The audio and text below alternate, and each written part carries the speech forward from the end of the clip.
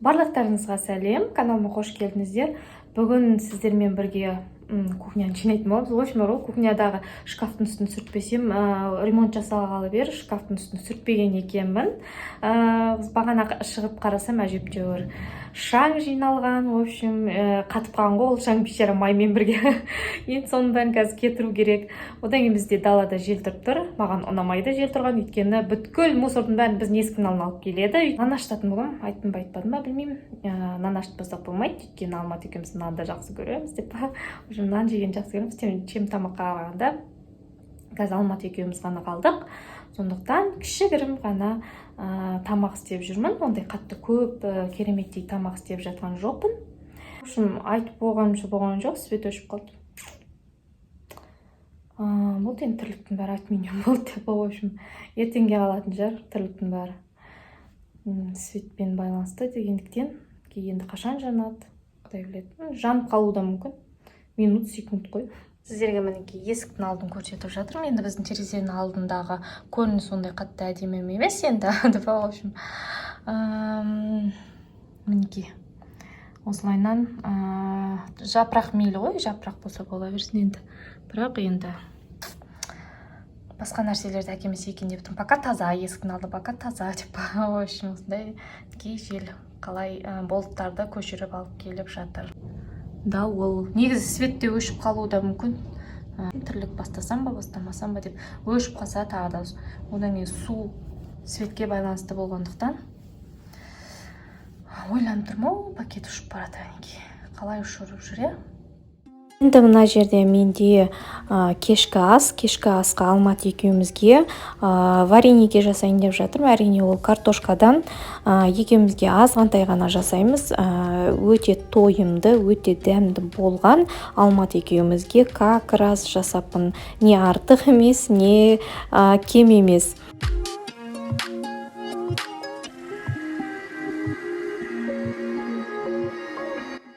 Шынымды айтсам, қамыр илеуді де, жаюды да әлі күнге шейін үйрене алмай келе жатырмын.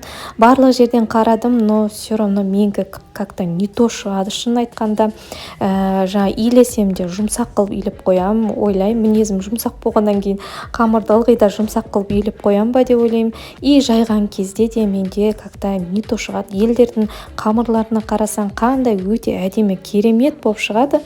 Но менікі ондай емес. Мен қамырды жайсам, менікі неше түрлі елдің картасы ұқсап тұрады. Но мен ойлаймын, ничего, дәміне еш әсер етпейді. Главный дәмді болса болды. Бірақ сонда да мен қамыр илеуді әлі де үйренуім керек.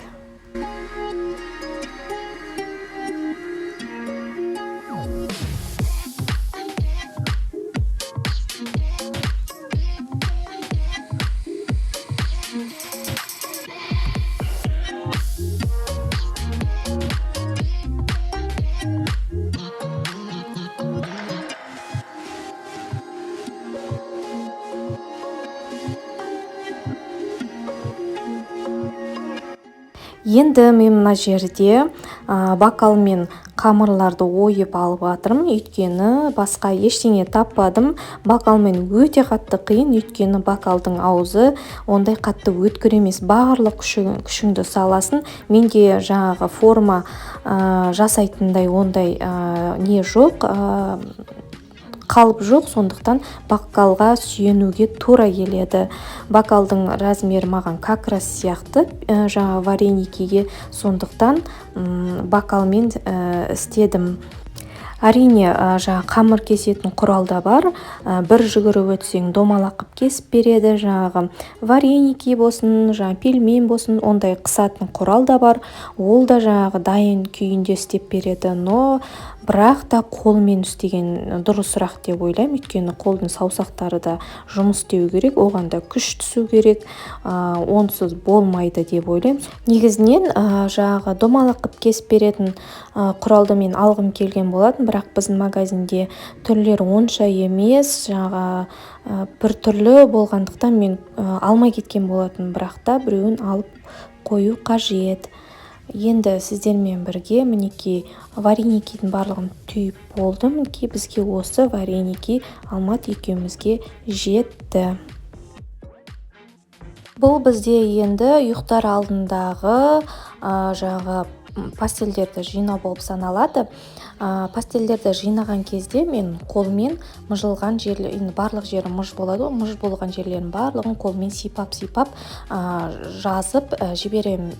Жаңағы үтіктің орнына қолымды пайдаланам, и үтіктің қажеті жоқ болады бұл жерде. Осылайынан жақсылап мыжын жазып қолменен жақсылап бүктеп қойсаңыздар, ешқандай мыж болмайды. Келесі қолданған кезде осы пастельдер өте әдемі болып, мыж болмай, өте әдемі болып шығады. Көбінесе осылайынан қолымды пайдаланам. Әрине, стирка болған кезде, жіпке жайған кезде де жазып үлкен қылып жаюға тырысам, сонда мыж болмайды. Мына жерде енді шкафтың ішін көрсетіп жатырмын. Үстіңгі полкамен де пастельге арналған болғандықтан симайды. Полотенце бар, пастель бар, екеуі бірге тұрғандықтан солайынан қойып қоюға тура келді. Кешіріңіздер, тілім бұралақтап жатыр, уже қанша рет сөйлеп жатырмын, шын айтқанда. Сонымен қиындау түсіп жатыр. В общем, кухняға келдім. Түскі астан кейін Алмат бокстан келген болатын, оған түскі ас бердім. Сонымен екеуміз шай ішіп, тамақ ішіп, сонымен осы жерді жинастырып жатырмын. Әрине, нанды аштым оның үстінен. Сонымен кухняны жинап, және де газды тазартып алу керек.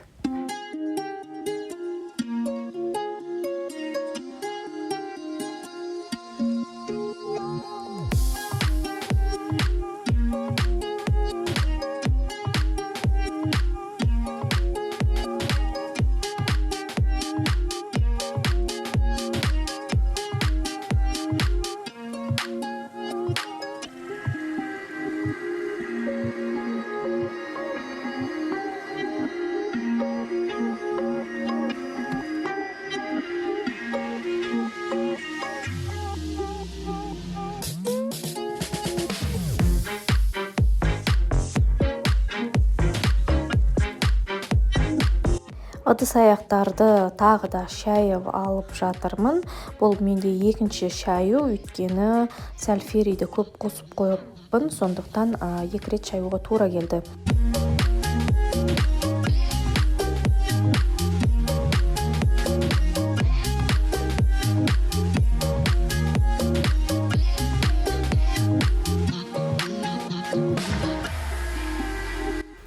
Енді газды жуып алмақшымын. Әрине, бүгін менде кухняның шкафтың үстін жинау керек болатын. Осы кухняның фасадтарын сүртіп алу керек болатын. Бізде осы қазірше уақытша жанған болатын. Свет мен жұмыс істеп алсын деп жанып тұрдым, білмеймін. Мен кухняның қалай жинап біттім, солайынан светте өшіп қалды. Су алып та үлгердім. Желдің кесірінен біраз тірліктерді кейінге ысыруға тура келді. Енді свет өшіп қалғандықтан тек қана жеңіл-желпі жинастыру болады бізде.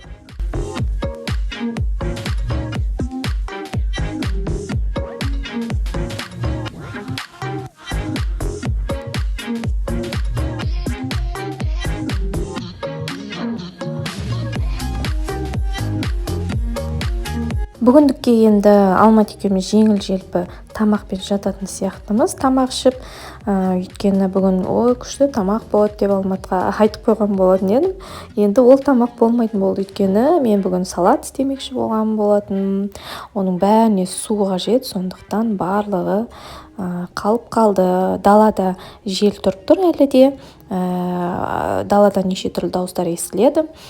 Шифрдың дауысы бар, қаңылтардың дауысы бар. В общем, ұшқан нәрселердің барлығының дауысы далада өте қатты естіліп тұр. Өйткені үйдің іші тып-тыныш, холодильник ештеңе қосылмағандықтан даладағы бүткіл сыбырдың бары естіледі былай қарағанда.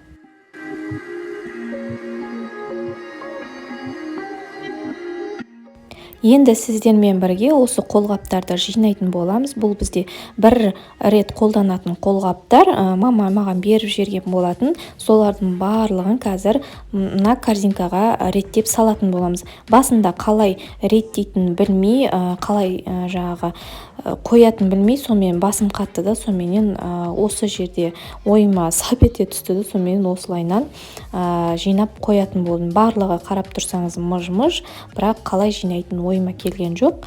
Ең тиімдісі маған қазір көрсеткендей мінекей осылай жинаған маған тиімдірек болды, бірақ бір рет қолданатын болғандықтан осылайнан барлығын жинап қоюым керек. Сөйтіп кухняға апарып қоям. Кухняда жаңа күнделікті пайдаланған кезде как андай салфеткалар болады, тура салфетка сияқты бір-бірлеп алып қолдана беремін.